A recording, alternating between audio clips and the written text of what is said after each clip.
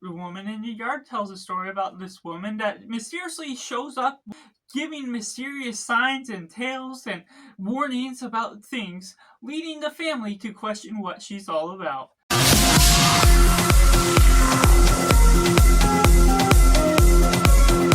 Hello and welcome to Cinema, where we focus on a film. I'm Josh, this is Simply Cinema. Let me know down in the comments below what you thought of The Woman in the Yard. Have you seen it yet? Do you like it? Do you not like it? Or is it somewhere right in the middle? Or if you're waiting for this review to decide if you're going to see it or not, make sure to like this video if you enjoy it. Subscribe if you haven't already to join in the film culture community where we talk about the love of cinema as a whole and getting it right into the positive, talking about the camera work, the confusing narrative as a whole.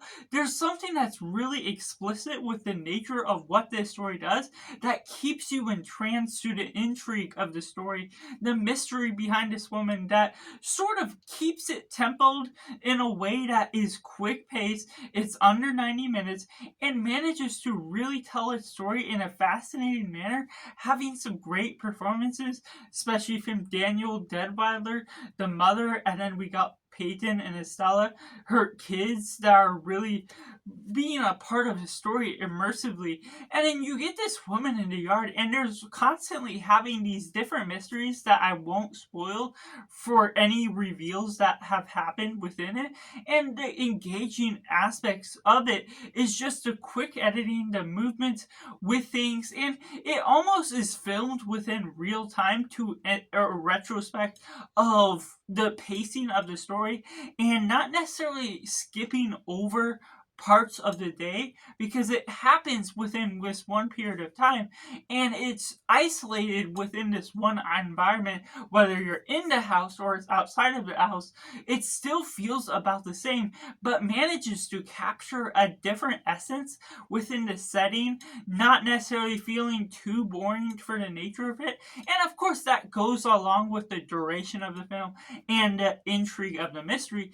The music can be haunting and adds to the entrancing moments that build you into the story, and that's where the elevation of what you're getting out of the mystery can be very different for everyone, can be very interpretive, and if anything you're going to feel some sort of emotion for this, and hopefully it's not a strong negative emotion, but the elements of this film almost bleed into something really confusing in a somewhat good way, somewhat bad way, just depending on how well you're being able to interpret the story, or if you're loving the weird things for the sake of being weird, then the way they go about this story, even toward the end, makes you second guess so many different things.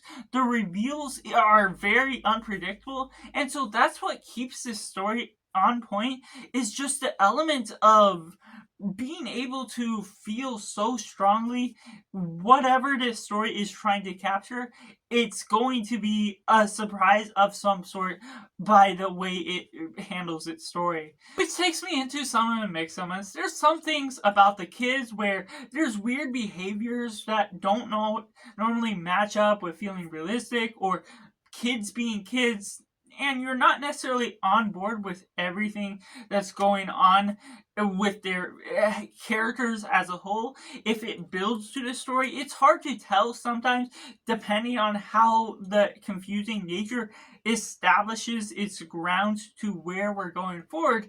And so there will be some things where this is a horror film in some sense, a thriller in some aspects. It's not the scariest of films if you're afraid of what you may be getting into with that, and so it's not necessarily something that's hard horror in the essence of goblins and ghosts and everything that will be bloody and everything. So it could be one for light horror fans, but at the same time, the way they go about it can be complex in the way you're trying to solve the mystery, and you're not always getting clean-cut answers of what this means, what that means, and a lot of the story you may be having to wait for what those answers are.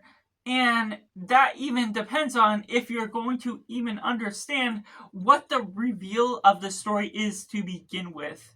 which takes me into the negatives, which confusing for the sake of being confusing can be fun, and that's where I place it in the positive. I feel this story is somewhat genius in the way it's trying to be mysterious and so good in one essence, but at the same time, you don't want to fully lose the audience.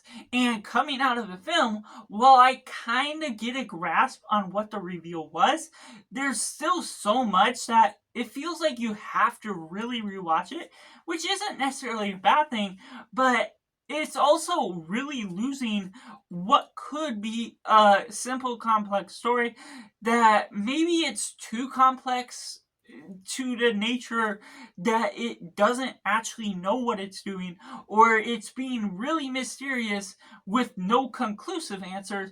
It's just really hard to get a handle on what actually went on from beginning to end. And even in the very end 10 minutes, when it's fully doing everything, fully unraveling what all happened in detail, it feels like it replayed a couple moments and doesn't actually get to the clear cut answers that ultimately could be satisfying for the nature of what this film could offer. Well, there are aspects that I mentioned that even confusing moments can be good for what entranced me within the film, but at the same time, I don't know how many times you have to rewatch it in order to fully grasp this film actually meant this, or if it's being confusing for the sake of losing you within the answers and actually not having the answers that it needs to provide